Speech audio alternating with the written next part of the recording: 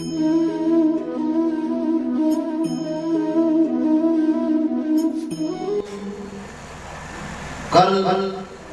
शाम के चरित्र के अंदर, लीला के अंदर हमने देखा या सुनाया गया कि भगवान कहते हैं ये जो पंथ है जिसको उत्तर भारत के अंदर जयकृष्णी पंथ बोलते हैं और दक्षिण भारत के अंदर महानुभाव पंथ बोलते हैं, दोनों का अर्थ एक ही है, अलग नहीं है।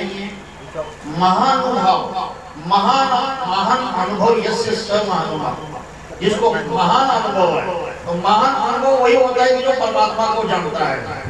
जैसे महाराज ने महादाई साहब को प्रश्न किया था कि महादाई साहब तू कुछ जानती है, तेरे कुछ ज्ञान है? महादाई साहब कहते मुझे कुछ ज्ञान नहीं। महाराज कहते मैं प्रश्न करूंगा, तू जवाब देने की कोशिश कर, कहते देखोगे आएगा जवाब दे दोगे, वरना तो मैं जानती कुछ नहीं। भगवान कहते तू जानती है कि चार पदार्थ अलग अलग है, परमेश्वर वस्तु जो है वो अलग है, जानती हो। देवता पदार्थ अलग है, जानती हो। प्रपंच अलग है, जानती हो। और जीव के जो पदार्थ है अलग है, तू जानती है। भगवान ने एक शब्द बोले, ब्रह्म विद्या जानते हैं या जन पदार्थ प्रत्येक ज्ञान असे। भगवान कहते हैं इससे पहले कोई ज्ञान ही नहीं दुनिया के अंदर। यदि हम चार पदार्थों को अलग अलग समझते हैं ज्ञान के द्वारा, परमेश्वर को अलग, देवताओं को अलग, परमेश्वर को अलग, जीव को अलग, प्रपंच को अलग सब समझते हैं, इतना ज्ञान हमारे में है तो मान लो कि आपको ज्ञान है। और वही बात भगवान ने कल बताई कि प्रतीति पंथ और एक विश्वास पंथ, एक प्रतीति है, एक ज्ञान है, एक ज्ञान के द्वारा अनुभव है कि परमात्मा क्या है, जीव क्या है, देवता क्या है, प्रपंच क्या है, परमेश्वर क्या है। और एक है विश्वास, जैसा गुरु ने बताया या किसी ने बताया, चाहे कोई भी हो भी परमात्मा के अलावा किसी ने भी कुछ बताया वही करना, उसको मानना, ये विश्वास है। तो भगवान कहते हैं अर्जुन, भगवान ने कहते चरित्र देव माई साहब को बताया कि आपका इस बात से उद्धार नहीं हो सकेगा। जो परमेश्वर ने कहा, जो प्रतीति पंथ है, जो अनुभव वाला पंथ है, उससे ही तुम्हारा कल्याण होने वाला है। तो उसमें उन्होंने उस चरित्र के कुछ शॉर्ट निकाले हैं, महत्व की बातें निकाली है कि कर्म राटी अर्थात देवता भक्ति के अंतर्गत विश्वास पंथ पर ही सारा कार्य चलता है। भगवान कहते दो राटियां याद रखना, आपको आगे के लिए काम आएगी। जब कभी परमार्थ में जाओगे, कभी परमार्थ के अंदर उन शब्दों का प्रयोग होगा तो वो बोलेंगे ये लोग जो बैठे हैं ये कर्म राटी के लोग हैं, ये लोग बैठे हैं दैव राटी के हैं। क्या बोलेंगे? अभी समझ लो, जो परमेश्वर मार्ग के है वो देव राटी के है, जो परमेश्वर मार्ग के नहीं है वो कर्म राटी के है। यानी देवता पंथ के या देवता संबंधित जो पदार्थों को मानने वाले, चीजों को मानने वाले, जिस व्यक्ति ने जो बता दिया वैसा ही कर दिया। पुरुषों द्वारा निर्माण किया गया जो मार्ग है उसमें अनेक लोग आते हैं। जब जिसको पुरुषार्थ मार्ग, अनंत दैवाद्य मार्ग एक भगवान पुरुषों के द्वारा, जीवों के द्वारा, महात्माओं के द्वारा, गुरुओं के द्वारा, ऋषि मुनियों के द्वारा जो बताए गए शब्द हैं वो अनेक होते हैं। एक का ताल दूसरे के ताल नहीं लगेगा। देखो पुराण 18 है, 18 पुराणों में ब्रह्म पुराण अलग कहता है, विष्णु पुराण अलग बोलता है, शिव पुराण अलग बोलता है। ऐसे 18 पुराण है, एक पुराण दूसरे पुराण को नहीं मान रहा। यानी ये है पुरुषार्थ मार्ग, यानी पुरुषों के द्वारा, देवताओं के द्वारा निर्माण किया गया मार्ग है। और परमेश्वर के मार्ग के अंदर कभी एक ही बात रहेगी, चाहे पांचों अवतार अपने अपनी जगह पर अपना नाम धारण कर ले, पर उनका ज्ञान एक ही रहेगा। उनकी अस्थि पर ही उनका ज्ञान, उनकी जो आज्ञा एक ही रहेगी, अलग नहीं होगी, क्योंकि परमेश्वर एक, परमेश्वर अनेक नहीं। हाँ, अनेक रूपों में आते हैं, अलग अलग मतलब युगों में अवतार धारण करते हैं, वो अलग चीजें हैं।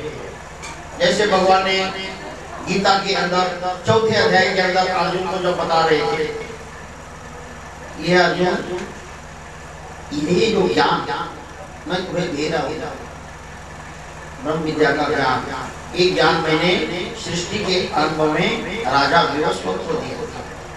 विवस्वत ने अपने पुत्र मनु को दिया, पर वही ज्ञान मनु के द्वारा राजाओं को प्राप्त हुआ, और आज उस ज्ञान को लुप्त हो चुका है, और वही ज्ञान आज में दे रहे हैं। इमं विवस्वते योगम प्रोक्तवान महाव्ययम विवस्वान मनवे ब्रह्म मनुरिक्ष्वा कवे ब्रवीत एवं परंपरा प्राप्त मिमं राजर्षयो विदु सकाले ने महता योगो नष्ट फलंत। वो ज्ञान धीरे धीरे लोप हो गया, आज मैं तुम्हें वही ज्ञान दे रहा हूँ। और अर्जुन जो था बड़ा पुच्छक था, वो बात मानने वाला नहीं था, ज्ञानी था, उसको सारे शास्त्रों का ज्ञान था। हमारे ब्रह्म विद्या में आता है, अर्जुन सकल सामग्री मन एक मन जो। अर्जुन को सब शास्त्रों का ज्ञान था, वेदों का, पुराणों का, भागवत का, ऋषि मुनियों के द्वारा जितने भी निर्माण किए गए शास्त्र है, उसका ज्ञान उसको था। पर एक ज्ञान उसको नहीं था, वो था ब्रह्म विद्या। यदि ब्रह्म विद्या का ज्ञान होता तो वो भगवान के आगे उल्टा सवाल जवाब न करता, पर उसको ज्ञान नहीं था, कभी कुछ बोल रहा था, कभी कुछ बोल रहा था, इसलिए भगवान को उसको समझाना पड़ा, बताना पड़ा, और आखिर में भगवान को एक पूछना पड़ा, अर्जुन मैंने जो ज्ञान दिया तो तेरे समझ में आया कि नहीं आया? अर्जुन ने जब जवाब दिया तब भगवान कहते अब तू मतलब ये कि भगवान ने ज्ञान दिया और अर्जुन कहाँ मानने वाला था। अर्जुन कहता है महाराज अपरम भगवतो जन्म परम जन्म विवस्वत कथमे तत् विजानीयाम तुम्हारो भगवानी। तुम्हारे और मेरे अनेक जन्म हो चुके हैं, अभी मेरे सामने तुम्हारा जन्म हुआ और तुम कहते हो कि मैं सृष्टि के आरंभ में राजा को ज्ञान दिया, विवस्वत को ज्ञान दिया। मेरा जन्म जो हुआ है वो कुंती के द्वारा हुआ, तुम्हारा जन्म देवकी के द्वारा हुआ, और तुम कैसे पहचानते हो? फिर भगवान को ये बोलना पड़ा, बहुनी में व्यतीतानि जन्मानि तव अर्जुन तान्याहं वेद सर्वाणि न त्वं वेद परन्तप। भगवान कहते अर्जुन ये बात ये सही है, तेरे भी अनेक जन्म हो चुके हैं, मैंने भी अनेक बार अवतार लिया हुआ है, और मैंने कितने बार अवतार लिया और कितने बार आगे अवतार लेना है, कितने बार तुमने जन्म लिया, आगे कितने बार तुझे जन्म लेना पड़ना है, ये मैं जानता हूं, क्योंकि तू जीव ज्ञान। हम लोगों ने एक सप्ताह पहले जो सब्जी खाई वो हमें याद नहीं, गप्पे मारना लगता था। हाँ जी गुरुजी मैं जानता हूँ, मैंने तो चने की दाल खाई थी, अब क्या पता चने की दाल खाई थी कि की दाल खाई, परंतु गारंटी नहीं है जीव के बोलने में, और परमेश्वर के बोलने में कभी गलती नहीं आएगी। तो भगवान क्या बोलते हैं? वेदों, उपनिषदों, शास्त्रों में, पुराणों में, सूक्ति के अनुसार, आचार विचार और दी गई शिक्षा के अनुसार भक्ति भाव को अपनाना चलता रहता है। कई लोग वेदों के द्वारा मान रहे हैं, कई उपनिषदों की बातों को मान रहे हैं, कई पुराणों को मान रहे हैं, कई और शास्त्रों को मान रहे हैं, कोई सोक्तियां अपनी उक्तियां जो लोगों ने बोली और लिखी। भगवान ने इसीलिए हमारे ब्रह्म विद्या में एक और वचन बोला है, सोक्ति, शास्त्रोक्ति, लोकोक्ति या तीनों उक्ति परिपेयोनि वेद दिया विपत्ति विपन्ना भावे। भगवान कहते तुम्हें यदि मुझे माना है तो लोगों ने बोली हुई जो उक्तियां हैं, बनाए हुए शास्त्र है, तुमने नहीं मानी। सूक्त, शास्त्रोक्ति, अनेक प्रकार के शास्त्र उल्ट पुल्ट, एक बोलता है परमात्मा है, एक बोलता है छोटा है, एक कहता है बड़ा है। भगवान कहते नहीं मानना। उक्ति, शास्त्रोक्ति, लोकोक्ति, लोगों की उक्तियां, वीरवार के दिन कपड़े नहीं धोने, मंगलवार को सेव नहीं करनी, ऐसे कई प्रकार की बातें लोग दुनिया के अंदर बोलते हैं। पुराने लोग बोलते थे, पुराने लोगों की परंपरा है, भगवान कहते तुमने नहीं मानना। यदि कोई मुझे यही बात भगवान यहाँ पर बनना चाहते हैं। इनके अंतर्गत अन्यथा ज्ञान भी भय भरा रहता है। ये जो ज्ञान है देवी देवताओं का जीवों ने निर्माण किए शास्त्रों का, उसमें अन्यथा ज्ञान होता है। अन्यथा यानी झूठा, सच नहीं होता। भक्त की भावना के अनुसार देवता उसे फल प्रदान करती है, ये तो बात पक्की है। जैसे जीव भक्ति करता है, जिस भावना से करता है, वही देवता उसको फल देगी। उसका भी प्रमाण गीता में आया हुआ है। लोग गीता को तो बहुत बताने वाले हैं, परंतु सब गोल मोल बता देते हैं, सही बात को नहीं बताते। भगवान गीता में कहते हैं यान्ति देवव्रता देवान पितृ यान्ति पितृव्रता भूतानि यान्ति भूतेज्या यान्ति मध्याजिनोऽपि माम। कहते सब एक ही है, किसी की भी भक्ति करो वो परमात्मा को मिलेगी। और भगवान ने इस श्लोक के अंदर उसको नकार दिया, प्रमाणित किया हुआ है कि देवताओं की भक्ति करने वाले देवताओं को प्राप्त होंगे, भूतों की भक्ति करने वाले भूत प्रेतों को प्राप्त होंगे। भूतानि यान्ति मध्याजिनोऽपि माम। भूतों की भक्ति करने वाले भूत लोगों को, प्रेतों की भक्ति करने वाले प्रेत लोगों को, मेरी भक्ति करने वाले ही मुझे प्राप्त होगी। ऐसा भगवान को जो बोलने की सब एक ही है, तो भगवान ने नकार दिया हुआ है। यही बात यहाँ पर आते हैं कि सब उनका ज्ञान है वो झूठा ज्ञान है, क्योंकि देवताओं के कार्य में ज्ञान, अज्ञान और अन्यथा ज्ञान भी होता है। देवताओं का जो ज्ञान है इसमें तीन चीजें मिली होती है। ज्ञान भी होता है, बिल्कुल ही ज्ञान नहीं होता, और उस ज्ञान के अंदर अज्ञान भी मिला होता है, उसके अंदर अन्यथा ज्ञान भी होता है, कई सत्य कई झूठ। परंतु परमेश्वर के ज्ञान में ऐसा कभी आपको अनुभव नहीं होता। बताया हुआ यह विधान, यज्ञ विधान संत और असंत दोनों का फल देने वाला होता है। ये जो यज्ञ आदि विधान होते हैं देवता शास्त्रों के अंदर या महात्माओं के द्वारा निर्माण के जो शास्त्र होते हैं, उनके अंदर मिलने वाला जो फल होता है वो संत भी है और असंत भी है। संत का मतलब होता है पुण्य रूप, असंत बोला जाता है पाप रूप। पुण्य वाला भी है और पाप वाला भी है, परंतु चक्कर ये है पुण्य वाला होकर भी कृत्रिम के काम का नहीं है। क्यों कि जो पुण्य का कर्म होता है वो समाप्त हो जाता है। शुभाशुभ फले मोक्ष से कर्म बंधने संन्यास योग युक्तात्मा विमुक्तो पश्यसि। भगवान कहते शुभ कर्म जो होता है, शुभ अशुभ, शुभ और अशुभ, शुभ यानी पुण्य रूप, अशुभ यानी पाप रूप। ये जो कर्म होता है शुभाशुभ फल मोक्ष से कर्म बंधन है। शुभ फल होगा, पुण्य रूप फल होगा। पुण्य रूप आपने क्रिया की होगी तो आपको देवताओं के फल मिल जाएगा, मनुष्य का चोला मिल जाएगा, कोई बड़ा व्यापारी बन जाएगा। जैसा आप दुनिया के अंदर बड़े बड़े व्यापारियों के नाम आते हैं, क्या नाम है, क्या बोलते हो, अंबानी। ऐसा व्यापारी बनेगा, देवता उसको फल देंगे, खूब दान पुण्य किया हुआ है उसने पिछले जन्म में, तो उसको अंबानी बना दिया। और जरूरी नहीं कि आज ही जन्म में अंबानी बना तो अगले जन्म में भी अंबानी बनेगा, ये जरूरत नहीं है। देवताओं ने फल देना और समाप्त करना है, ऐसा परमेश्वर का। हम जो भक्ति करते हैं चाहे थोड़ी करते हैं चाहे थोड़ा फल मिलेगा, अरे धीरे धीरे धीरे ईश्वर प्राप्ति तक जाएगा और उसे हमें संसार के बंधनों से मुक्ति मिलेगी। और बाकी संत कर्मों के द्वारा, पुण्य रूप कर्मों के द्वारा जो फल मिलेंगे वो नाशवान होंगे। जो अशुभ कर्मों के द्वारा फल मिलने वाले पाप रूप, उसे नरक योनि में जाना पड़ेगा। जो मनुष्य योनि के नीचे की जितने भी योनियां हैं ये सब नरक की योनियां हैं, पाप रूप योनियां हैं। ये जो दिखाई देने वाले दरख्त है, जड़े है, बूटे क्या है, सब नरक योनियां हैं। वो क्या नरक भोग रहे वो वही जाने। कहते हैं, मैंने एक श्लोक सुना हुआ है, हमारे मराठी में है, उसका अर्थ हिंदी में बताऊंगा। मासा पाण्यामध्ये कैसा राही जावे त्याच्या वंशा तेव्हा कळे। ये मराठी का शब्द है। उसका सरल अर्थ ये है कि जो ये मछलियां होती है ये पानी के अंदर रहती है, हम जब देखते हैं उनको ऊपर नीचे दौड़ते हुए दिखाई देती है, हम लोगों को तो बड़ा आनंद आता है। क्या मछलियों का जीवन है, कभी नीचे कभी ऊपर, कभी नीचे कभी ऊपर। भगवान कहते थे उनके वंश को जाओ, जब तुम मछली बनोगे तब तुम्हें पता लगेगा कि उसमें सुख है कि दुख है। एक मनुष्य योनि एक ऐसी है कि जिसमें जीवात्मा सुख को प्राप्त कर सकता है। दुख तो प्राप्त करता ही है, न बोलते हुए भी करता है, और सुख को प्राप्त करने के लिए और उससे भी परम सुख प्राप्त करने के लिए परमेश्वर के शरण जाना पड़ेगा, तभी परम सुख मिलेगा।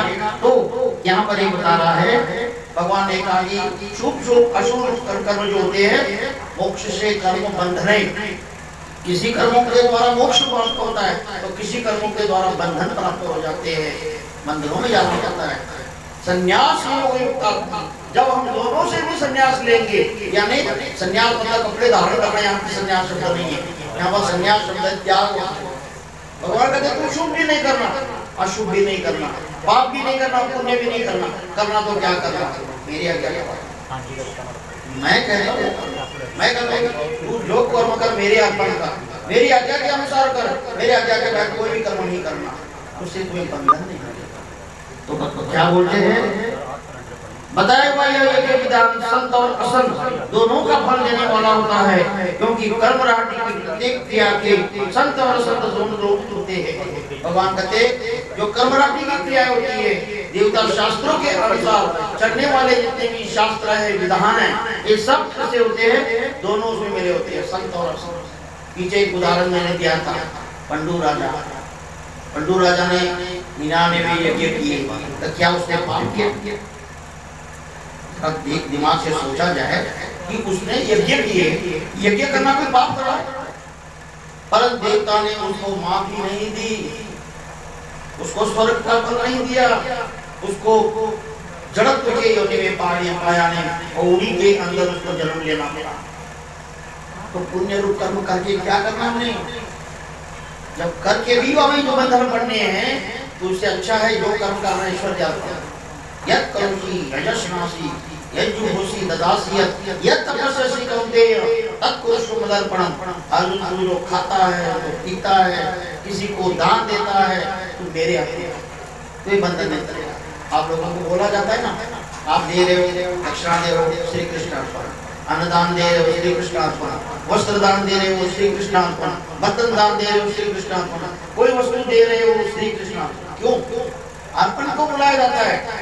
क्योंकि वो क्रिया परमेश्वर के उपयोग में गई, आप बंधन नहीं पड़ेगा। नहीं तो आप आज आप उनको दे रहे, कल वो आपको देंगे। आज आप उनकी सेवा कर रहे हो, किसी की भी देख लो, परिवार की ले लो, किसी की भी ले लो, परिवार की सेवा न करो ऐसा हम नहीं कहते हैं, पर परिवार की सेवा करते वक्त भाव ये रखो कि ये मेरा एक कर्तव्य है, मैं अपने कर्तव्य को पूरा कर रहा हूँ, पर उसके अंदर बिल्कुल अपने आप में भूल ना जाओ और बिल्कुल अपना भला मत सोच, भला ना करना, भला ना नहीं करना, भला भी करना है। सोचना भी है कि मेरा भी भला कैसा, मेरे परिवार का भला होगा तो मेरा भी भला होगा। तो तब होगा कि जब परमेश्वर का चिंतन करोगे, स्मरण करोगे, वो भी अपना संसार भी खाओगे और उसमें भगवान का स्मरण भी करोगे तो कल्याण है। तो भगवान कहते हैं संत और असंत रूप जो क्रिया है इनके अनुसार जो क्रियाएं की जाती है उसको विश्वास पंथ बोलते हैं। इसके विपरीत परमेश्वर का पंथ प्रतीति पंथ है। परमेश्वर का जो मार्ग है वो प्रतीति अनुभव वाला है। इसे दैवरात्रि में 3 प्रकार की प्रतीति होती है, ईश्वर प्रतीति, गुरु प्रतीति, शास्त्र प्रतीति। हमने कई साल पहले जब ज्ञान बताया करते थे तो मैं जो पहले रटा हुआ था दिमाग में होता था मैं बताया करता था। 3 प्रतीतियां होती है, शास्त्र प्रतीति, गुरु प्रतीति, आत्म प्रतीति। उसका सब प्रमाण यहाँ ये हमारे दैवराज्य के अंदर ईश्वर प्रतीति में 3 प्रतीतियां मानी जाती है। पहले गुरु के बगैर ज्ञान नहीं, गुरु के बगैर शास्त्र, शास्त्र को भी ब्रह्म विद्या शास्त्र होना चाहिए, परमेश्वर का ही शास्त्र होना चाहिए, परमेश्वर ने बोला हुआ शास्त्र होना चाहिए। और तीसरा उसकी प्रतीति है आत्मा, आत्मा क्या अनुभव, आत्मा में उसका क्या असर हुआ, आत्मा ने क्या अनुभव किया, वो तीनों प्रतीतियों के अंदर जब हम चलेंगे तब जाकर के वो सही माना जाएगा। ये शास्त्र प्रतीति के अंतर्गत मनुष्य की आत्मा प्रतीति को माना गया है। आत्मा की प्रतीति आना बहुत आवश्यक है, होती भी है। जब जीवात्मा गुरु प्रतीति से चलेगा, शास्त्र के अनुसार चलेगा, ब्रह्म विद्या के, तब उसको अपने आप ये आत्मा प्रतीति भी आएगी। इस शास्त्र अतिथि के अंतर्गत मनुष्य की आत्म अतिथि दिया गया है। कभी ईश्वर द्वारा बताई गई बात पर और गुरु के द्वारा बताई गई बात पर भी अतिथि नहीं होती। कभी कभी हमें विश्वास नहीं आता। इसके अलावा ब्रह्म विद्या शास्त्र के अलावा, गीता के अलावा हमें कुछ बता देता है, वो ऐसा है, वो ऐसा है, वो ऐसा है। शास्त्र भी बोल रहा है, गुरु भी बोलता है, प्रतीति नहीं आती। कारण वो ब्रह्म विद्या शास्त्र नहीं है, वो यथार्थ नहीं है, ठीक नहीं है, ये प्रतीति निश्चित है। सारे चला थोड़े लाइट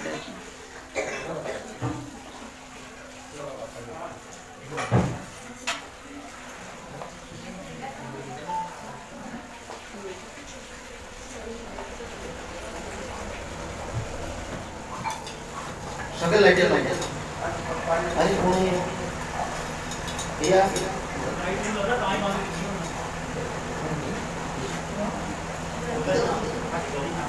किसी के तरफ इधर इधर एक जगह किसी के तरफ पानी गाड़ी दोबारा बहुत अच्छा सारे लाइटें लगा दो, कोई लाइट ना रहने दो। उनके पंखा की जरूरत है तो पंखा लगाओ और पंखा पर लाइटें लगा दो, कोई लाइट ना रहे।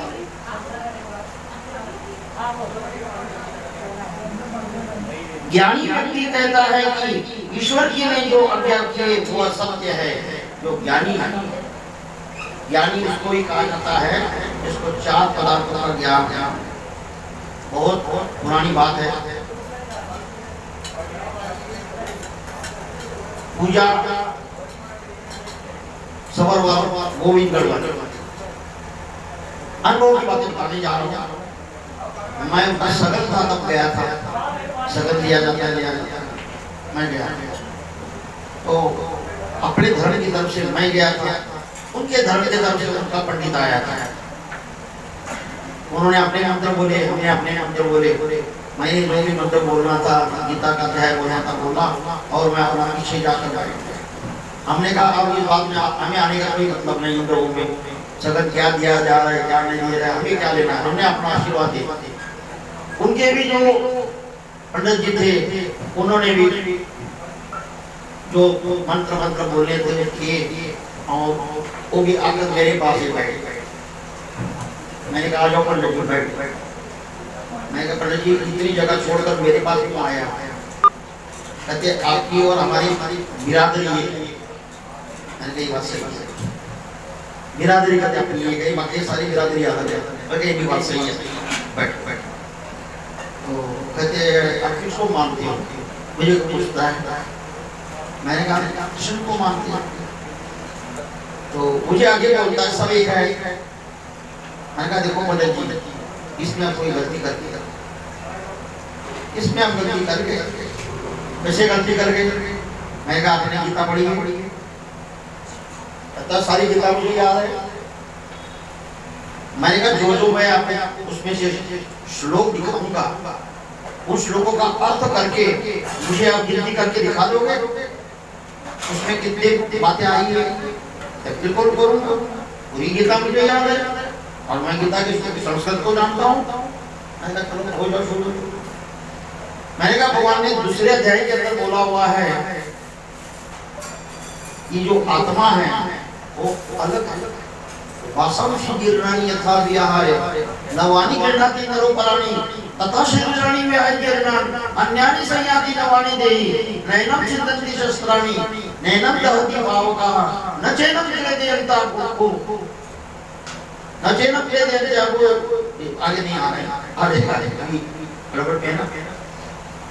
मैं का एक भगवान ने बोला कि जो वस्तु अग्नि के द्वारा जलाई नहीं जाती, शस्त्र के द्वारा काट नहीं सकती, वो हवा के द्वारा सूख नहीं सकती और नित्य रहने वाली जो वस्तु है वो कौन सी है? कहते जीव। मैंने कहा दिमाग में रखो नंबर 1। पहले आपने क्या बोला है? सब एक है। अभी नंबर शुरू हो गए हैं। एक वस्तु अपने बोल दिया अपने मुंह से ही कि जीव वस्तु अलग है। हो गया? बिल्कुल ठीक है। मैं कहा आगे गिनो। तेतम भूत्वा स्वर्गलोकं विशालम क्षीणे पुणे मर्त्यलोकं विशन्ति यान्ति देवो व्रता देवानि पितॄन् यान्ति पितृव्रता भूतानि यान्ति भूतेजो यान्ति मध्याजीनो विमाम। ये जो लोक है इसको, इस लोगों को क्या बोलते हैं? देवताओं की भक्ति करने वाले देवताओं को पाते हैं, मेरी भक्ति करने वाले मुझे पाते हैं। ये चक्कर क्या है? कहता है वो देवता पदार्थ है। दूसरा गिनती करो, दूसरा पदार्थ आ गया। आपने बोला एक था, दो हो गए, जीव भी आ गया, देवता भी आ गया। अब मैंने कहा तीसरी सुनो, ये 8 प्रकार का प्रपंच है।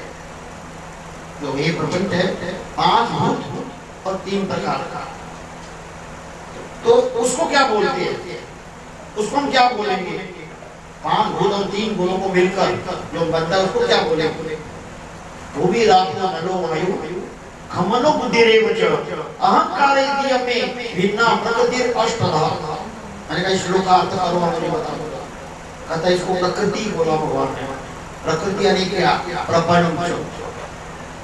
मैंने कहा कितने हो गए? एक जीव, एक देवता, दूसरा प्रपंच, तीसरा। अब चौथा गिनो मैं आएगा। भगवान कहते मद्दः परतरं न अन्यत् किंचित् अस्ति धनंजय। हे अर्जुन, मेरे ऊपर कोई वस्तु नहीं है। वो कौन है? मेरे ऊपर कोई वस्तु नहीं है, वो कौन है? कहता परमेश्वर है। मैंने आप कितने हो गए? कहता 4। मैं तुमने कितने बोले थे? कहता सभी। कितने हो गए? कहता 4। पाँव पकड़ मान जा। मैंने कहा खाली गीता पढ़ने से बात नहीं होगी, उस गीता को समझने की कोशिश करो। गीता में भगवान ज्ञान क्या देना चाहते हैं? सारी गीता आप याद करो, उसका कोई मतलब नहीं है, पर गीता को समझना ये बात है कि भगवान क्या बताना क्या चाहते हैं, हमें ज्ञान क्या मिलता है, उसको क्या ज्ञान देना है।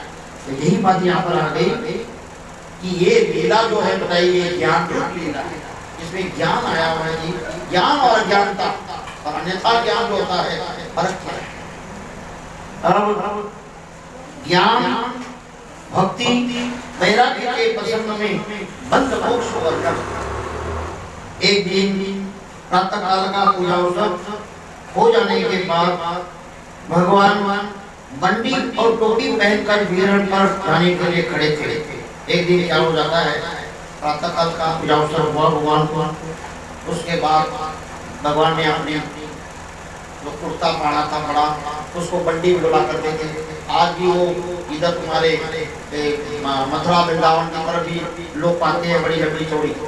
हाँ जी, तो वो भगवान के टाइम में भी ऐसी बनती थी, उसको बंडी बोलते थे। लंबा सा कुर्ता होता है वो, और टोपी सिर पर रखने वाली, एक भगवान ने पहन लिया और विहरण करने के लिए एकांत स्थान पर जाने के लिए चल पड़ते हैं।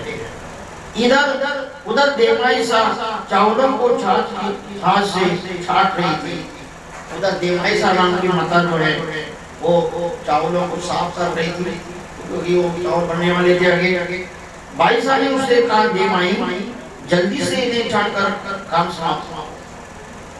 अब बाई सा का स्वभाव थोड़ा और प्रकार का होता था, वो उसको किसी काम में देरी करना उसको पसंद नहीं आता। कहते काम करो झटपट, अरे तुम बहुत देर लगा रही है, इतना सा काम। भगवान को विहरण पर जाने के लिए देरी हो रही है, तेरे कारण भगवान जी विहरण करने के लिए नहीं जा रहे हैं। इस पर देवमाई साहब ने कहा, भाई आप ये क्या कह रही है?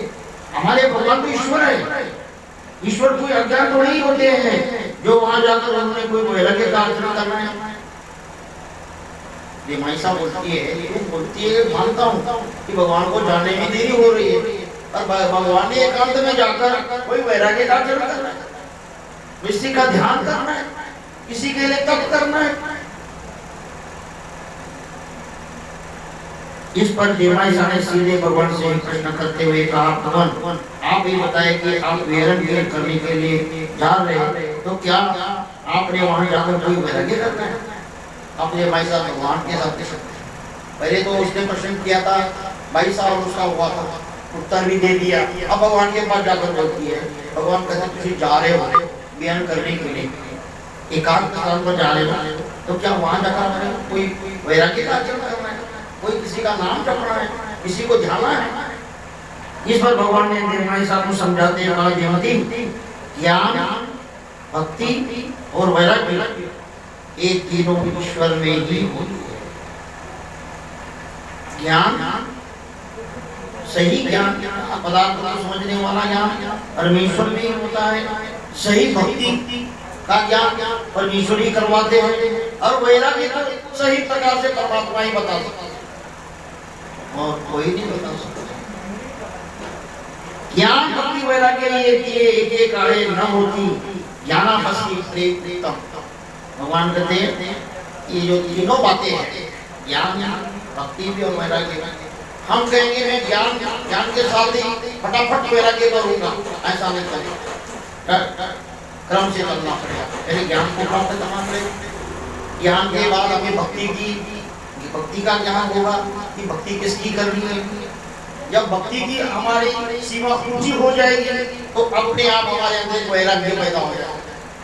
संसार कुछ नहीं है, मेरा परिवार से क्या संबंध है, इन दुनिया के साथ हमारा क्या संबंध है, हमने कितना ही इन लोगों के लिए करना है, अपना भला किसमें है, ये सब बातें इसको वैराग्य बोलते हैं। विरमता मन में कि इनका मेरा रिश्ता क्या है, कितनी देर तक ये रिश्ता मेरे साथ रहना है, और कितना इन लोगों के लिए मैं कर रही हूँ, इन्होंने मेरे को क्या देना है। ये वैराग्य। वैराग्य का मतलब ये नहीं है कि जो कपड़े धारण कर लिए, फटे फुटे कपड़े धारण किए और वो वैराग्य बन गया, उसको वैराग्य नहीं बोलते। वैराग्य बोलते विरमता, अपने अंदर विरमता आना, क्या दुनिया से मेरा क्या रहेगा, क्या रिश्ता है, और धीरे धीरे धीरे अपने आप को इससे अलग करना, ये वही। तो भगवान कहते हैं पर ज्ञानापस्ति प्रेम उत्तम। ज्ञान तो शरीर तक ही है और उससे भी उत्तम प्रेम है। कैसे कि जैसे हम पूजा पाठ करते हैं, ज्ञान से करते हैं, ज्ञान है तभी तो भगवान की भक्ति कर रहे हैं, पर हमारे अंदर प्रेम पैदा नहीं होता, और वो प्रेम जब पैदा होगा तो वहां पर ज्ञान भी थोड़ा सा पीछे हो जाएगा, हम थोड़े आगे जाएंगे। परंतु एक चीज एकदम नहीं होने वाली। अब जैसे हम पूजा करते हैं, कभी रोना आता है, कभी रोना नहीं, पूजा करते समय रोना चाहिए, उस भगवान की लीला को याद करना चाहिए कि जो विशेष किस स्थान का है, कौन से अवतार का है, भगवान की लीला क्या है। इतना तो हम लोगों को ना कभी हमने सोचा तो ना हम सोचते हैं, हम कहते पूजा करनी है, बस तीनों टाइम पूजा होनी चाहिए, 2 टाइम होनी चाहिए, मत्थे को मारना ये पक्की बात, चलो बेकार नहीं, ये करते हो बेकार नहीं है, ईश्वर धर्म की क्रिया है, ये बेकार नहीं जाएगी। पर यदि आप उसको समझदारी से करते हो तो उसका जो मतलब गोमटा, हमारे में पुण्य नहीं बोलते, गोमटा होता है, वो गोमटा जो मिलेगा वो पत्थर की लकीर होगी। और भगवान कहते हैं प्रेम परमात्मा किसको देते हैं, खाली ज्ञान के द्वारा भक्ति करने वालों को परमेश्वर प्रेम नहीं देते। प्रेम प्राप्त करने के जो उपाय है वो जब जीवात्मा करेगा उसको प्रेम मिलेगा, और ज्ञान के अंतर्गत जब जीवात्मा चलता रहता है तो अपने आप ही उसको प्रेम की क्रिया घट जाती है। हमारे जेपी के आश्रम में हमारे महात्मा जी जो है वो भी बाबू जी, इनके पिताजी भाग तो हम इधर ही रहते हैं, हम तो 6 महीने में साल में उधर जाते हैं, जो कुछ राशन पानी होता है वो हमारे से जितना होता है हम देते हैं। तो उन्होंने सुनाया, कहते महात्मा बिल्कुल वैराग्य विरमता पाए हुए, पाँव में जूती नहीं, कपड़े भी साधारण कपड़े, अपने हाथ में माला धारण किए हुए, वो आश्रम देखा। बाबा जी ने देखा कि महात्मा जी आए हुए, चलो इनको बैठने के लिए आते हैं, बैठने के लिए खाया, मेल मिलाप हुआ, हमारे में होता है मेल मिलाप, जिसको भेंट काल बोलते हैं, या आप ईश्वर के हो। जैसे एक लड़की अपने माँ को मिलती है, माँ अपने लड़की को मिलती है, या अपने अपने सहेलियों को आप लोग गले लगा देते हो। मैं देखता रहता हूँ यहाँ, उससे मैंने सीख लिया समझना कि जैसे सहेली मिल गई, बहुत देर हो गई, मतलब कि प्रेम एक दूसरे का दिखाना। तो हमारे में भी भेंट काल होता है कि जब महात्मा आ जाए, जब महात्मा को मिले महात्माओं को भक्त मिले, बाइयां आई, बाइयों को बाइयां मिले, बाइयों को भक्त भक्तानियां मिले, ऐसा एक नियम है। तो वो महात्मा आए, उन्होंने उनको एक दूसरे को मिलाप किया, पेटकार किया, दंडोत डाला, भोजन का, चाय का, पानी का। हमारे में बोला जाता है जितनी देर आप याद होंगे उतनी देर के लिए अंदर रहे ना रहे विधि अपना करते। इन्होंने दंडोत पाई तो महात्मा जी को बोला, महात्मा जी भोजन करके जाना। कहते भोजन करूँ पर एक शर्त, मैं दक्षिणा नहीं दूंगी, मैं आपकी दक्षिणा नहीं दूंगी, आप पसंद रहना चाहिए, हमें आपके पसंद की आवश्यकता है। या आप दक्षिणा ले रहे कि नहीं ले रहे वो बात अलग हो गया। भोजन भी बन गया, भगवान को दिखाया गया, भोजन खाया, दक्षिणा नहीं दी, ना ली, हाजी दंडोते पाई। कहते अपने पेट के ऊपर हाथ घुमाया और कहते हैं महात्मा जी हम प्रसन्न हो गए, प्रसन्न हो गए, हम जा रहे, हम 45 पर जा रहे। बाबा जी कहते उनको छोड़ने के लिए हमारे 50 कदम गए, देखते रहे वो जा रहे 45 पर के रास्ते की तरफ, यानी शाहगढ़ के रास्ते की तरफ। बाबा जी देख रहे, देखते देखते ही वो अदृश्य, देख रहे देखते देखते अदृश्य हो गए एकदम। अंदर बाबा जी आए, भगवान के आगे बैठकर इतने रोए प्रभु, आए आश्रम में आए थे, कुछ तो हमें सूचना तो दे देते, कुछ ऐसे बता देते कि मैं महात्मा, मैं ईश्वर हूँ। ऐसी क्रिया जो है जीवात्मा को घट जाती है। पर कैसे? जब जीवात्मा क्रिया करता रहेगा, अन्नदान करता रहेगा, सेवा करता रहेगा, तो उसको ऐसी सेवा मिलेगी।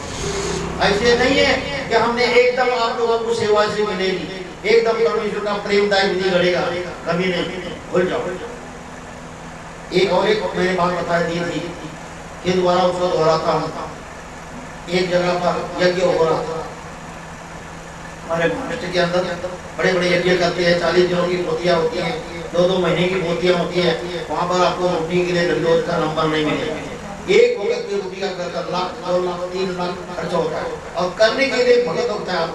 तो माता क्योंकि वहाँ चतुर्वेद सदन इकट्ठा होता है, पता नहीं किस रूप में कौन सा महात्मा, कौन से रूप में परमेश्वर वहाँ पर आएंगे, आपको दिखाएंगे। तो ऐसे किसी भाग्यशाली जीव की रोटी का दंडोत था। तो एक भगवान जी ने राजा का रूप धारण कर लिया, अच्छा मतलब कपड़े अच्छे पाए हुए हैं, गले में सोने की मालाएं हैं जी, हाथों में कड़े हैं, अंगूठियां हैं, हाँ जी, घोड़े पर बैठ करके उस यज्ञ के दरवाजे पर। वहां पर किसी महात्मा की ड्यूटी थी कि भाई कुछ ताश के बगैर अंदर नहीं जाने देना, करना ही पड़ता है, समाज इकट्ठा करना पड़ता।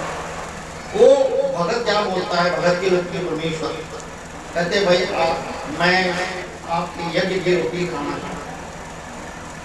अब वो महात्मा जी जो जेल की रोटी है, सीधे साधे महात्मा थे बेचारे, ऊपर से लेकर नीचे तक देखते रहे। अरे जिसके गले में सोना भरा हुआ है, पूरे शरीर में सोना भरा हुआ है, उसको यज्ञ के रोटी से क्या लेना देना। कहते पर मेरी ड्यूटी है, मेरा काम है। कहते भगत जी यही खड़े रहो, अभी मैं गुरु जी की आज्ञा लेता हूँ। आज्ञा लेने के लिए गए बाबा जी के पास, सारा वर्णन किया, ऐसा ऐसा वो बंदा है, बहुत अमीर लगता है, पर वो कहता मैंने एक मुझे रोटी खानी।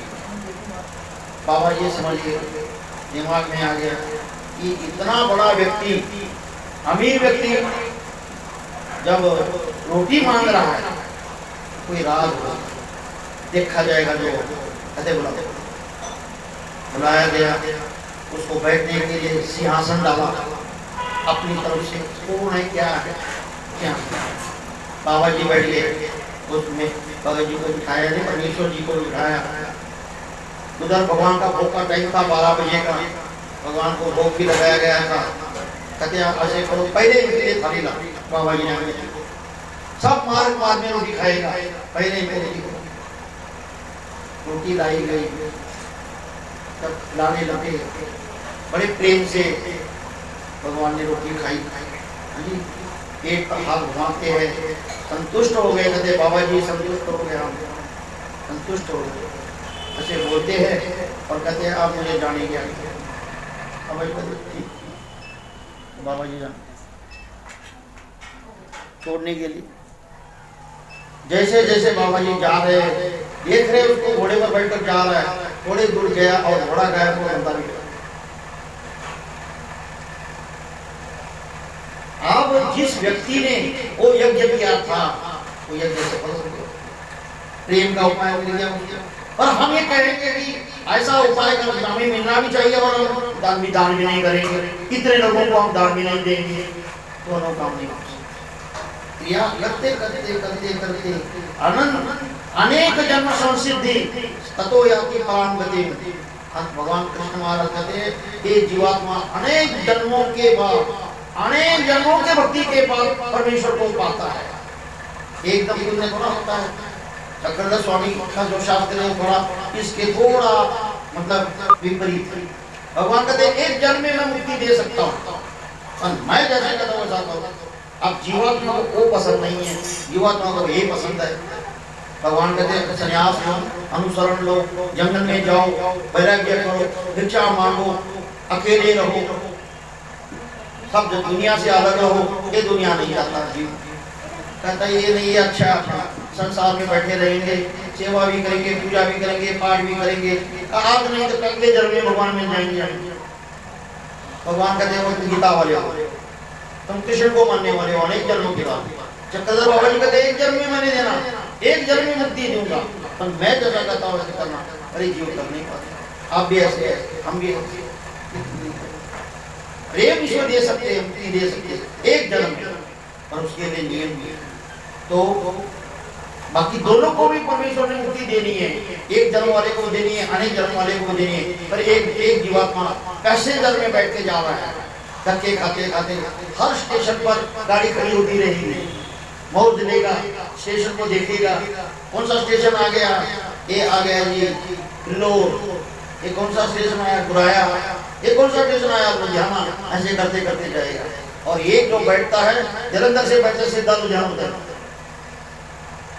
अपनी अपनी इच्छा है कौन से गाड़ी में बैठना है और कैसे चलना है। तो यहाँ पर ये आ रहा है कि भगवान को बोल रहे ज्ञान भक्ति और वैराग्य ये तीनों एक समय पर हो जाए, करना हो तो ज्ञान भी प्राप्त करेगा, उसको सीखेगा, भक्ति को भी सीखेगा, उसके अंदर आचरण भी करेगा, ये हो सकता है। पर ज्ञान साधन में प्रेम साधन उत्तम है, ज्ञान से प्रेम आप हम जितना तड़प कर करेंगे उतना ज्यादा प्राप्त होगा। कई महात्माओं को देखा होगा आप लोगों ने, अब उदाहरण तो देना ही पड़ेगा। जब हम लाइक नहीं तो हमको अपना उदाहरण तो दे, हम जब हम उसके लाइक नहीं तो उदाहरण को दे, हम उदाहरण दे सकते हैं आपको शक्ति को नहीं, आपको उदाहरण दे सकते हैं रत्नाकर मुनि जी का, आपको उदाहरण दे सकते हैं रोहन मुनि जी जो अपने कपड़ों को लेकर किया। जब पूजा करते वक्त इनको देख लेना चाहिए, दंडोते डालते वक्त देख लेना, आरती के वक्त देख लेना, आप कौन से अश्रु धाराएं चलती। ये होता है प्रेम, प्रेमदायक भक्ति इसको बोलते हैं। ज्ञान की भक्ति खाली नहीं है, इधर ताली मारी जा रही है, हाँ तुम उधर खड़ी हो जा, मैं इधर खड़ी होती हूँ, हाँ जी ऐसा करो उधर करो, बस इधर आरती हो रही है, उधर बातें भी चल रही है, एक ज्ञान है, सिर्फ ज्ञान की भक्ति चल रही है। प्रेम है क्या? प्रेमी जो होता है वो प्रेम में मग्न हो जाता है। अब एक उदाहरण देने जा रहा हूँ, महात्मा को शोभा नहीं देता है और बोलना पड़ेगा, उदाहरण जो है बोलना पड़ेगा। एक प्रेमी अपने प्रेमिका के आगे भाग रहा है, प्रेमिका भाग रही है, प्रेमी भी उसके आगे भाग रहा है, पीछे भाग रहा है, उनको कोई दिखाई नहीं दे रहा है, केवल एक प्रेमिका दिखाई दे रही है। एक आदमी नमाज पढ़ रहा था, अपने अल्लाह को ध्यान रहा, वो अपने मस्ती में मगन है, अल्लाह की भक्ति करने में। अब इसको मगन है अपने प्रेमिका के ध्यान में कि मेरी प्रेमिका दौड़ रही है, उसके पीछे दौड़, वो जा करके उससे टकरा और उसके ऊपर गिर गया। वो जो नमाज पढ़ रहा था वो कहता है या तू देख तो सही कि मैं इधर अपने अल्लाह को ध्यान रहा था और तू आकर मेरे पर गिर गया। कहता देख जो तेरा ध्यान है ना वो परमात्मा में नहीं है, और मेरा ध्यान है वो सही है। मेरा ध्यान मेरे प्रेमिका में है, केवल मेरी प्रेमिका मेरे को दिखाई दे रही है और मुझे कोई नहीं दिखाई दे रहा है, और तेरे को तो मेरा रुकावट दिखाई दे रही है कि मैंने आकर तेरे काम में रुकावट। तेरा प्रेम सही नहीं, मेरा प्रेम सही। यानी जो प्रेमी होता है भक्त उसको और कोई नहीं दिखाई देता, और भक्तानियां दिखाई नहीं देगी, और भक्त दिखाई नहीं देंगे, और महात्मा नहीं दिखाई देंगे, कौन क्या कर रहा है दिखाई नहीं देगा। तब हम लोगों में प्रेम हो, हमें सब पता होता है कौन क्या कर रहा है, खा रहा है, पी रहा है, सो रहा है, जाग रहा है, ताली मार रहा है, गप्पे मार रहा है, क्या कर रहा है, सब पता है। ये ज्ञान में प्रेम नहीं होता, और प्रेम में ये चीजें नहीं। प्रेम में केवल प्रेम, वो मैं बस खत्म, दूसरा कोई नहीं। तो देवमाई सा एक दिन पुराणों की कथा सुनकर आई तो उसने भगवान से आकर कहा, भगवान मैं पुराणों की कथा में ये सुनकर आई क्योंकि ज्ञान भक्ति वैराग्य ये तीनों संसार के चक्र से मुक्ति दिलाने वाले हैं। अब पुराणों की पहले जमाने में कथाएं होती थी, 800 से 800 साल का टाइम था, गली गली में लोग कथाएं करते थे, इतने लोग धार्मिक हुआ करते थे। आजकल गली गली में किसी कथा क्या करनी है, सब कथाएं उनको अपने टीवी पर ही मिल जाती है, बाहर जाने की जरूरत नहीं मिलती ना कथाओं के लिए ना दुनियादारी के लिए। सब कथाएं आजकल हमें घर में घरों में मिल जाती है, टीवी लगाओ, बटन दबाओ तो सब देखो। और पहले जमाने में लोगों को ऐसे ज्ञान की बातें नहीं मिलती थी, उनको सुनने के लिए जाना पड़ता था, और लोग कथा करते हुए थे, धार्मिक लोग थे। 800 साल पुराना टाइम था वो। हाँ जी, तो देवमाई साहब को भी कुछ लगन थी, इतना अभी वो पूरी जय कृष्ण नहीं बनी थी कि दूसरी कथा में मैंने जाना कि नहीं जाना, एक ज्ञान नहीं था। पर वो बेचारी जाती थी तो वो कथा में सुनती है पुराणों के, एक पुराणों में आया हुआ है कि ज्ञान भक्ति और वैराग्य जो करेगा वो संसार के चक्र से छूट जाएगा।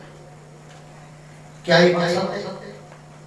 देवमाई भगवान से प्रश्न कर रही है कि पुराणों में तो ऋषि मुनियों ने लिखा हुआ है कि ज्ञान भक्ति वैराग्य से जीव मुक्ति को पाता है।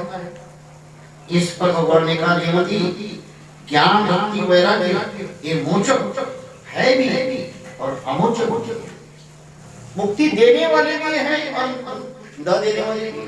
कारण यदि वो ज्ञान ही सही नहीं है तो वो जो भक्ति किस काम की, चाहे जितने मर्जी भक्ति करे, चाहे जितने मर्जी भक्ति करे, जब उसमें ज्ञान भी मिला नहीं है, भक्ति भी नहीं मिला, तो वैराग्य भी है। चाहे नंगा बैठा रहे, चाहे भूखा बैठा रहे, चाहे ऊंचा, भगवान ने गीता में बताया हुआ है ना कि अर्जुन दुनिया के अंदर कई भक्ति करने वाले होते हैं, उल्टे लटकते हैं, पांव उनके ऊपर, उनका सिर नीचे, ऐसे कई प्रकार के पाखंड करते हैं। भगवान ने गीता में आया हुआ है। भगवान कहते ये भक्ति नहीं है, मेरे ज्ञान में ऐसे उल्टी पुल्टी चीजें नहीं है, सीधी भक्ति है, सीधा ज्ञान है। मेरे लिए ऐसा करने की जरूरत नहीं है, सिर नीचे करो और पांव ऊपर करो, जैसा है वैसे ही करो और उसको ढंग से करो। तो भगवान कहते वो जो ज्ञान है उनका, उससे भक्ति मिल भी सकती है, नहीं भी मिल सकती, ज्ञान से भी और भक्ति से और वैराग्य से भी, परंतु परमेश्वर के द्वारा प्राप्त किया हुआ जो ज्ञान है, वैराग्य है, उससे मुक्ति अवश्य मिलेगी। देवमाई साहब ने कहा, भगवान ये कैसे? भगवान ने कहा, देवता संबंधी जो ज्ञान भक्ति वैराग्य वे संसार के बंधनों से मुक्ति देने वाला नहीं है। याद रखना, परमेश्वर के द्वारा जितनी भी ज्ञान है, जितनी भी भक्ति है, जितना भी वैराग्य है, चाहे जितना मर्जी वो विरमता करे, फटे कपड़े पाए, भगवान कहते ईश्वर धर्म में उसका महत्व नहीं है। यदि देवता के धर्म में है और ईश्वर धर्म में होकर परमेश्वर के ज्ञान के अनुसार वो वैराग्य करता है, ज्ञान भी करता है, भक्ति भी करता है और विरमता भी करता है, सादे कपड़े पहनता है, तो फिर महत्व है। पर परमेश्वर ज्ञान, परमेश्वर मार्ग से संबंधित ज्ञान भक्ति वैराग्य निश्चित रूप से मुक्ति देने वाले, परमेश्वर भक्ति में वो कोई मुक्ति मिला देंगे। फिर इसमें भी एक मोचक एक अमोचक, इसमें भी भगवान का दो प्रकार है। फिर देवमाई साहब ने आश्चर्य पूछा, भगवान ये कैसे? इस पर भगवान ने कहा ज्ञान होने पर भी जीव के मन में अन्यथा ज्ञान युक्ति त्रय सोक्ति शास्त्रोक्ति लोकोक्ति का संचार हो जाता है, वो परमेश्वर का ज्ञान भी अनुच्छेद होता है। जिसको परमेश्वर का थोड़ा सा ज्ञान हो भी है, आप लोगों को मेरे को थोड़ा सा ज्ञान, पर उस ज्ञान के आधार पे सब चीजें मिली हुई है। क्या मिला हुआ है? मन के अंदर अन्यथा ज्ञान दिया जाता है। हम कहते पता नहीं भगवान ने विशेषों को संबंध दिया होगा कि नहीं होगा, पता नहीं ये जो वस्त्र प्रसाद है भगवान का होगा कि नहीं होगा, पता नहीं दान करने से परमेश्वर को मिलेगा कि नहीं मिलेगा, ये अन्यथा युक्ति त्रय मतलब कुछ भी युक्तियां चलानी, दिमाग चलाने हो ऐसा थोड़ा हो सकता है, ऐसे कैसे भगवान जी आते हैं रोटी खाते हैं, कौन कहता होगा ऐसे ही बोली जाते हैं भगवान के आगे रोटी रखो भगवान खाते हैं। हाँ जी, ये युक्ति त्रय।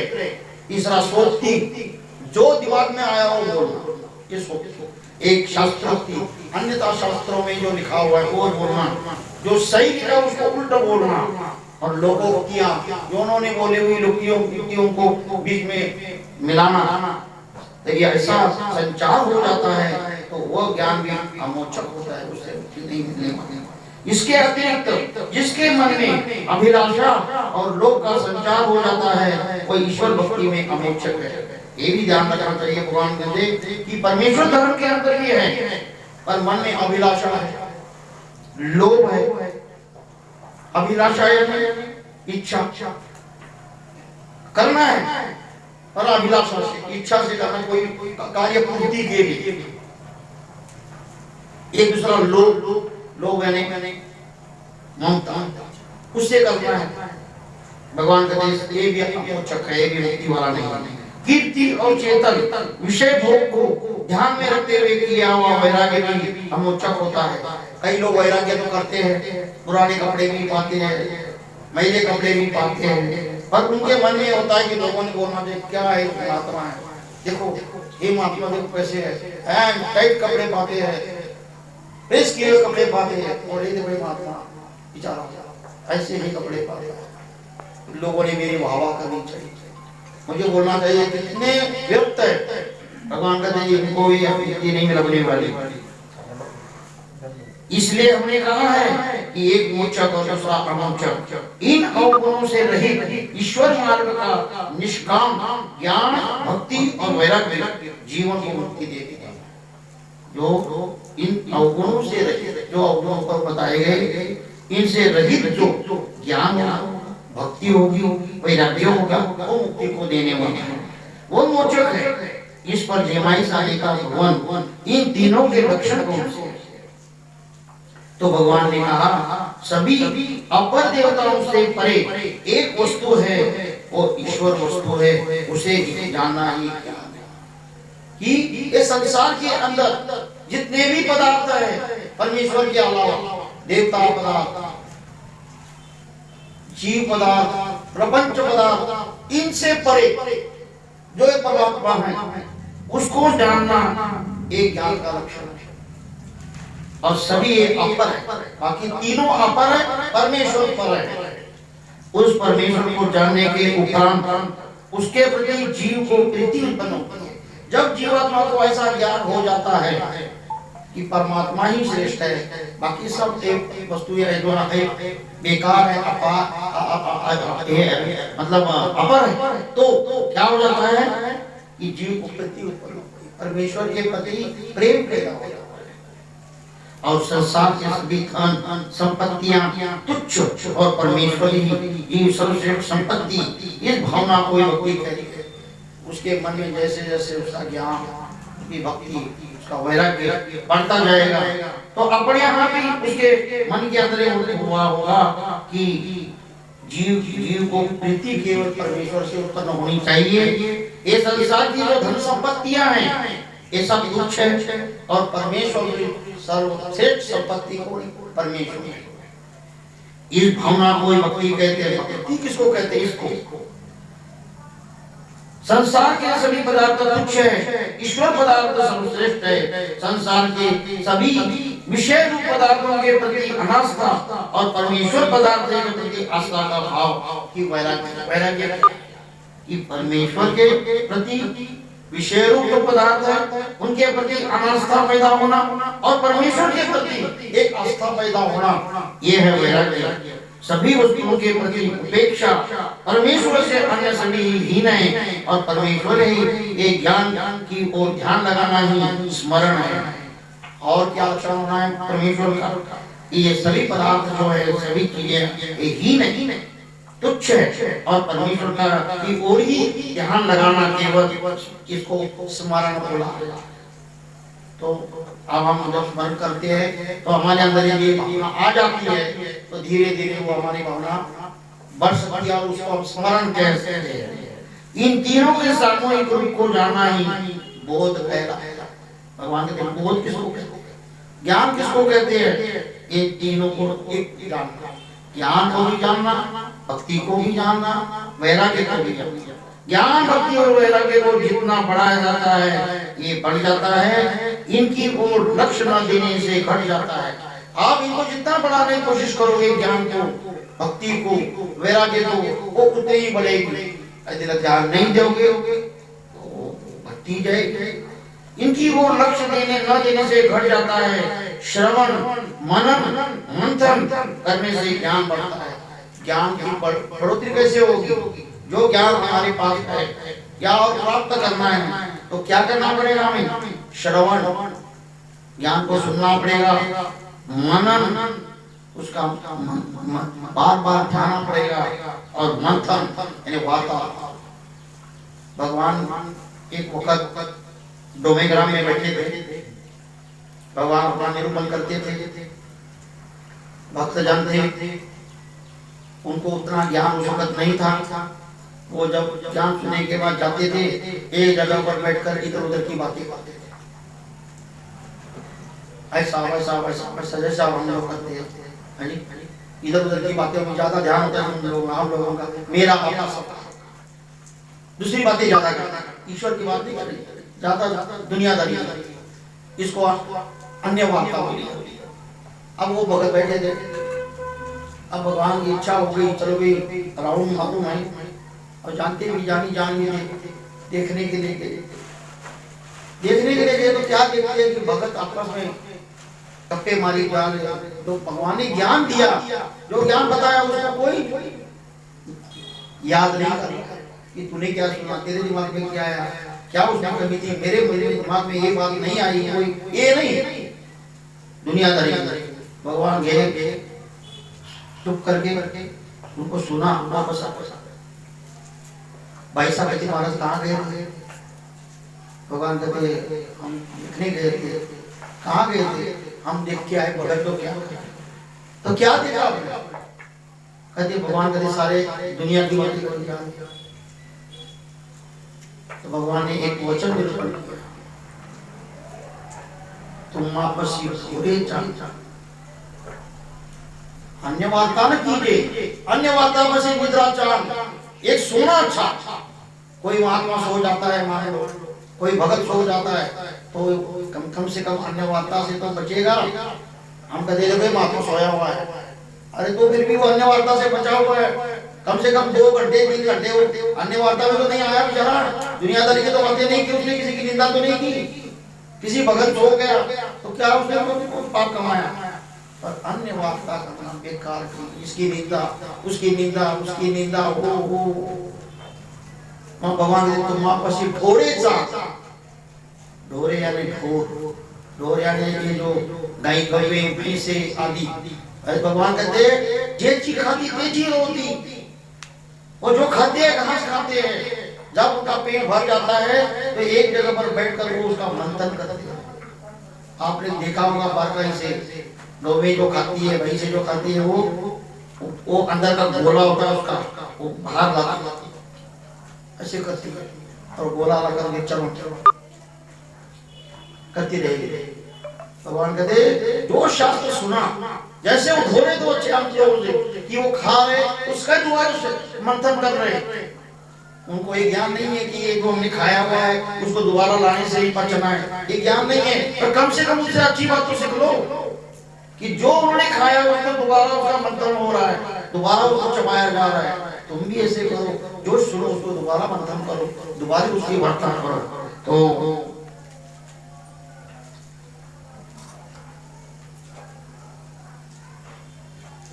मंथन करने से ज्ञान बढ़ता है।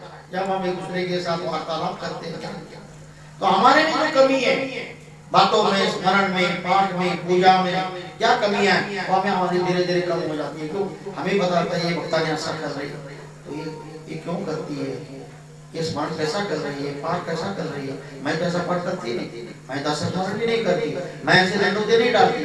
आप लोग दंडोते डालते हो, उसमें भी कई प्रकार की कमियां हैं। कई बार बताया मैंने, कोई लक्ष्य नहीं, ध्यान नहीं। भाई दंडोत जो डाला जाता है कैसा डालना चाहिए, ये थोड़ा खाली बैठे और उठे, ये कोई दंडोत थोड़ा होता है।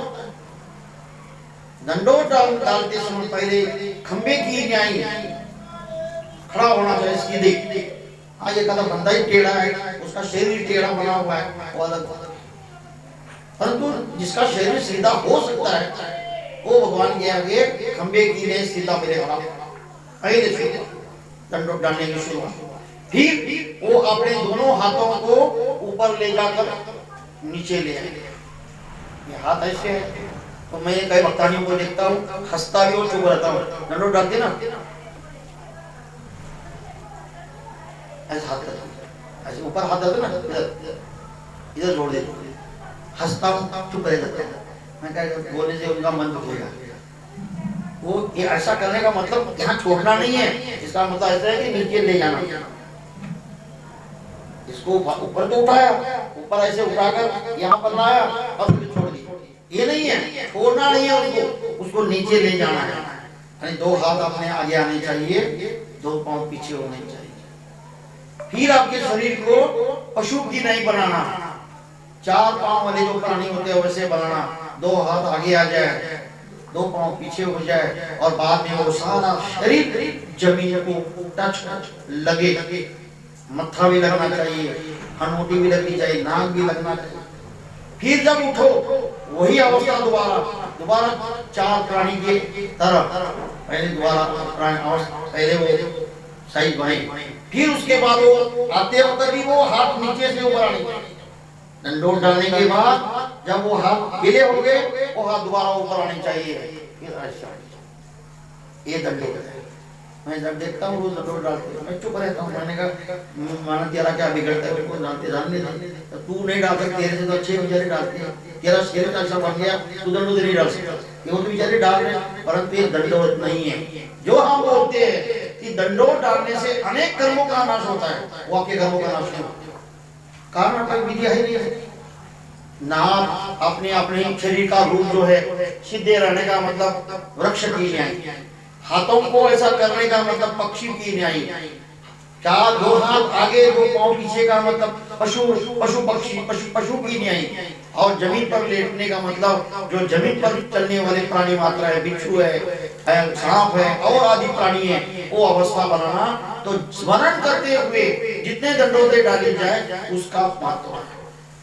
तो पहलवान होते हैं वो 200 400 जोर लगा जाकर देखो, ये लोग आजकल खुले हुए हैं जहाँ पर मतलब इनको की जिम हाँ, आप जिम में जाकर देखो, वो बच्चे कभी उनको वही बोले ना, अरे बच्चों अपने नामदान लिया हुआ है मंदिर में दंडोत डालो, गुरु जी अरे और वहाँ जिम में डाल करके जाके 500 जोर लगा,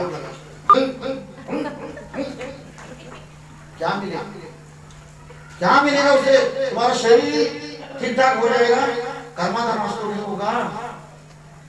शरीर ढक्का कटा बनेगा, कर्म का नाश नहीं होगा। परंतु वही दंडोत, वही जोर हम अपनी विधि से यदि परमेश्वर के आगे जाते हैं तो आपके कर्मों का नाश हो जाएगा।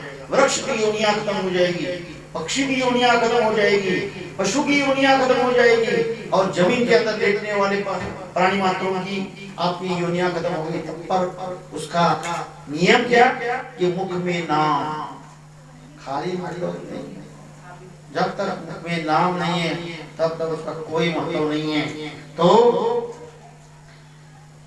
विपरीत बुद्धि से ज्ञान नष्ट हो जाता है। और भगवान कहते हैं तो जब आदमी के अंदर विपरीत बुद्धि आ जाती है परमेश्वर के प्रति, धर्म के प्रति, ज्ञानियों के प्रति, महात्माओं के प्रति, भक्तों के प्रति जब विपरीत बुद्धि आ जाती है, उल्टी बुद्धि, एक बहुत बड़ा अपने आप को समझता है, मैं पैसे वाला हूँ, ये बड़ी समझती है मैं दान करती हूँ, ये बड़ा दिखा देती है, ये विपरीत भावना मन में रखना, इससे क्या हो जाएगा? हो सकता है आपका जो ज्ञान है ना प्राप्त किया वो भी नष्ट हो जाएगा एक दिन। कभी अपने मन में नहीं लाना चाहिए, उल्टा उनसे शिक्षा लेनी चाहिए। कोई दान करता है, पुण्य करता है, कोई सेवा करता है, अपने आप को तुच्छ करो, हे मना तू क्यों नहीं कर सकता? वो सेवा कर रहा है, झाड़ू मार रहा है, बर्तन साफ कर रहा है, दान दे रहा है, सेवा कर, तू क्यों नहीं कर सकता? अपने आप को तुच्छ समझो तो आपका फायदा है। यदि उनके अंदर आप विपरीत बुद्धि करते हो, उनका दोष देखते हो, आपको उसका आपका ज्ञान भी नष्ट हो जाएगा। इस प्रकार भगवान ने देवमाइसा को समझाया। इसके बाद देवमाइसा ने भगवान के चरणों को स्पर्श कर उन्होंने दंडवत प्रणाम किया। जो देवमाइसा का सवाल था कि मैं पुराणों में सुनकर आई हूँ कि ज्ञान के द्वारा, भक्ति के द्वारा, वैराग्य के द्वारा एक जीव मुक्ति को पाता है, तो भगवान ने उसका सारा विश्लेषण किया कि यदि वो ज्ञान परमेश्वर का है, उसके अनुसार वो ज्ञान प्राप्त कर रहा है, यदि उस ज्ञान के अनुसार ही भक्ति कर रहा है, यदि वो ज्ञान भक्ति और वैराग्य भी कर रहा है ज्ञान के अनुसार परमेश्वर के, तो मुक्ति मिलेगी। वरना जितना मर्जी उल्टे लटकते रहो, मर्जी सवा महीना भूखे रहो, 6 महीने भूखे रहो, महीना भर भूखे रहो, महीना भर व्रत करो, कुछ नहीं मिलेगा, कुछ नहीं मिलेगा। क्यों? कि भगवान खुद बता दिया। तो ईश्वर का ज्ञान ही मुक्ति देने वाला है, क्योंकि कहा गया है कि परमेश्वर ज्ञान देकर ही जीवों का उद्धार करते हैं। कहते हैं परमेश्वर जीव को ज्ञान देते हैं और ज्ञान देकर उसका मुक्ति का रास्ता बता देते हैं। अरे ये रास्ते से तुमने चलना है तो मुक्ति मिलेगी तुम्हें। भक्ति से तात्पर्य परमेश्वर के द्वारा विहित का नाम स्मरण, जो परमेश्वर ने हमें भक्ति का मतलब किया, जो भगवान ने हमें आज्ञा दी, देव पूजा आप करते हैं, ये भगवान ने बताया हुआ है करने को। एत चिया संबंधा गेले ते तुले उठे बोटे आदि करुणी तुमान नमस्करणीय कीगा माए सही देवती कैसी डावल। भगवान कहते हमारे उपयोग में जितने भी पदार्थ गए हुए, चाहे वो पत्थर के रूप में हैं, चाहे लकड़ी के रूप में, चाहे वस्त्र के रूप में है, चाहे लोहे के रूप में, चाहे दाढ़ के रूप में, नख नाखून के रूप में है, और सब तुम्हारे लिए नमस्करणीय है। ये वचन है भगवान का, ये ज्ञान बता रहता है, हम उसको नमस्कार करते हैं। पागल नहीं है हम लोग कोई। जितने भी पदार्थ ईश्वर के उपयोग में गए उनके अनुसार ही हमने नमस्कार करते और करना चाहिए, उसके अनुसार ही भक्ति करनी चाहिए। तो भक्ति हम करते हैं, नाम स्मरण करते हैं, दंडोता डालते हैं, दान करते हैं, पुण्य करते हैं, सेवा करते हैं, ये भगवान ने विहित की हुई। पूर्वी प्रकरण के आखिरी लाइन आती है, पहला ही प्रकरण पूर्वी प्रकरण है, उसमें आता है अर्जुन।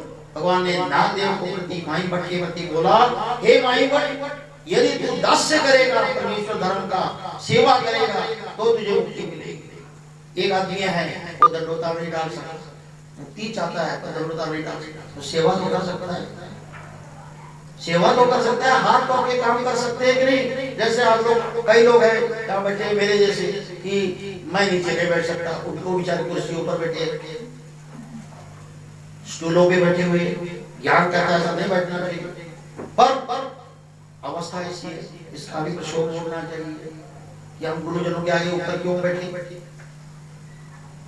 वो बेचारे ज्यादा इधर उधर दौड़ नहीं सकते, वो कहते चलो हम सब्जी छिलते हैं, सब्जी को ही काटते हैं, लहसुन को ही छिलते हैं। भगवान कहते कि ये है विहित, परमेश्वर ने सेवा का महत्व बताया, उसको कर रहे, वो भी एक प्रकार का मतलब स्मरण है। परमेश्वर स्मरण को दास्य के रूप में ही स्वीकार करते हैं। जो परमेश्वर का स्मरण जब करते हैं तो दास्य, परमेश्वर ने कहे हुए दास्य को करना, वो भी एक स्मरण है। स्मरण कोई अलग वस्तु नहीं, कर भी सकते हैं, परंतु जब आप कहते हैं आम के गुठली के दाम, एक कहावत है कि आम भी आपको मिल गए और उसमें जो गुठलियां है उसका भी दाम मिल जाए तो बेकार क्या है। एक तो आपको सेवा भी की, सब्जी की काटी मान लो, लहसुन भी खिला, सेवा भी घटी, नाम नामों से स्मरण भी किया भगवान के नाम का, तो आपका क्या बेकार गया, फायदा ही फायदा है। इसलिए स्मरण मोक्ष देने वाला है। भगवान कहते हैं इसलिए जो स्मरण रूप दास्य करता है, स्मरण रूप सेवा करता है, स्मरण रूप भक्ति करता है, वो भगवान मुक्ति देने वाला है। वैराग्य से तात्पर्य है कि जड़ चेतन पदार्थों अर्थात और संन्यास परमेश्वर को सर्वस्व समर्पण करना। जो वैराग्य है वो परमेश्वर के लिए करना, जड़ चेतन पदार्थों का जो है उनका त्याग करना, ये परमेश्वर के लिए सर्वस्व अर्पण करना है। जब जीव जड़ चेतन पदार्थों के प्रति ममता को त्याग देता है तभी संसार के बंधन से मुक्ति संभव होती है। भगवान ने कहा किंचित दुखे पापे नास्ति। भगवान कहते जब हम परमेश्वर के आज्ञा के अनुसार दुख करते हैं किसी बात की, मेरे को सेवा क्यों नहीं लग रही है, मैं दंडोत क्यों नहीं डाल रही हूँ, मैं अन्नदान क्यों नहीं कर रही हूँ, ये नाटक कब चलेगा जब आपके पास असलियत नहीं तो नाटक के रूप में वहाँ भगवान स्वीकार नहीं करेंगे कि मेरे पास कहाँ है, मेरे पास कुछ भी नहीं है, मेरे पास होता तो मैं पंगत ना करती। ये नाटक है, सब कुछ है, आपके पास हजारों रुपए, लाखों रुपए, करोड़ों रुपए, पर असलियत रुपए जेब में रुपया नहीं है। असलियत खाने के लिए सिर्फ रोटी है, कुछ नहीं खा सकता। वो आदमी यदि दुख करता है कि मेरे को अन्नदान क्यों नहीं करता, मेरे को सेवा नहीं क्यों करती, तो भगवान उसको शक्ति देंगे, समर्थता देंगे और उसको मुक्ति भी दिलाएंगे। ये दुख अनंत पापों का नाश करता है भगवान। किंचित दुखे पापे। आप आपके मन में ऐसा दुख करते भी हो कि मैं क्यों नहीं दान कर सकती, मैं क्यों ये नहीं कर सकती, ऐसे मन में आता है और मन के अंदर ही उसका दुख होता है, तो अनंत पापों का नाश हो जाएगा। भगवान कहते परमेश्वर के वियोग में थोड़ा सा दुख करने से पापों का नाश हो जाता है। जब परमेश्वर का वियोग, जैसे हम एक दूसरे को मिलने में वियोग का दुख करते हैं, ऐसे परमेश्वर का योग कब आएगा, वो परमात्मा मुझे कब मिलेगा, ऐसा जब योग हमें आएगा और करेंगे तो उससे हमारे पापों का नाश हो जाएगा। तो अधिक दुख करने से क्या नहीं प्राप्त होगा।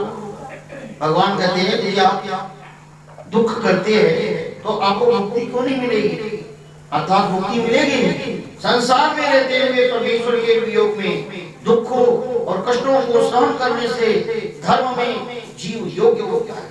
जब परमेश्वर धर्म के अंदर जब जीवात्मा को दुख होता है तो देखो हाथ उंगलियां चला के लहसुन को छिलते तो हाथ कष्ट तो होता ही, बर्तन मारते हाथ को कष्ट होता ही है, झाड़ू मारते हैं तो हाथ को दर्द होता ही है। आप अपने संसार के लिए इतना कुछ करते हैं, उससे आपको मिलने वाला कोई नहीं, जीरो है। जितना मर्जी करो उनके लिए परिवार के, वो आपके लिए जीरो है, आपके आत्मा के लिए जीरो है। और यही इसी शरीर से हम मन से भक्ति से यदि परमेश्वर के लिए सेवादा से करते हैं, इस शरीर का उपयोग उस परमेश्वर के भक्ति में लगा देते हैं, तो भगवान क्या बोलते हैं, इस योग और दुख कष्टों से करने से जीव योग्य होता है। धीरे धीरे धीरे जीवात्मा योग्य होता है, पात्र बनता जाएगा, वो हमें दिखाई नहीं देगा। हमारी जो सेवा भाव है, हमारे अंदर जो दान का धर्म है, वो हमें अपने आप ही बताएगा कि आपकी भावना बढ़ी है कि नहीं। यदि भावना बढ़ी है तो आप समझ लो कि आप मुक्ति की तरफ जा रहे हैं, योग्य मुक्ति जा रहे हैं। यदि मन के अंदर वो चीजें नहीं है, कोई असर नहीं उन चीजों का, ना ज्ञान का, ना भक्ति का, ना वैराग्य का, तो समझ लो खाली खाली है। तो भगवान बोलते हैं वो जीव क्या होता है, योग्य बनता है। जीव जब अपने अनधिकारों से, अनेक दोषों से, सभी मनोकर्मों से तथा अविद्या आद्यमान और जीवत्वादि से मुक्त हो जाता है, तभी वो मोचक कहलाता है। कभी जीव मुक्त कब होगा, बंधनों से कब मुक्त होगा, जब इसके अंदर जो अनधिकार, कमियां, अनेक दोष है, हमारे अंदर मल कर्म जो लगे हुए हैं, लूंगा ज्ञान है, समझाना मेरे वश की बात नहीं आपने, क्योंकि उसको ब्रह्म विद्या पढ़नी पड़ेगी। मल क्या हो, क्या हो? अविद्या, अद्यमल, एक अविद्या नाम का दोष लगा हुआ है अनादि का, एक आद्यमल है, माया का मल है, और जीवत्व आदि से मुक्त हो जाता है, तभी वो मुक्तक कहलाता है। तब तक वो मुक्त नहीं है, वो बंधनों में ही है। जब सभी भाव और अभाव नष्ट हो जाते हैं, तब वो ईश्वर के साध्य को प्राप्त करता है। भाव और अभाव ये सभी बातें जब नष्ट हो जाएगी, तब जाकर के भाव और अभाव नष्ट हो जाते, तब ईश्वर के साध्य को ये जीवात्मा प्राप्त करेगा। तो ये लीला जो है ये ज्ञान रूप है, और हमारा समय जो है 1 घंटे का हो चुका है। आज सुबह के चित्र में हम पूजा अवसर नहीं ले पाए, तो शाम को पूजा अवसर के लिए टाइम दिया जाएगा कथा के अंदर, कथा यहाँ समाप्त हो जाती है। दान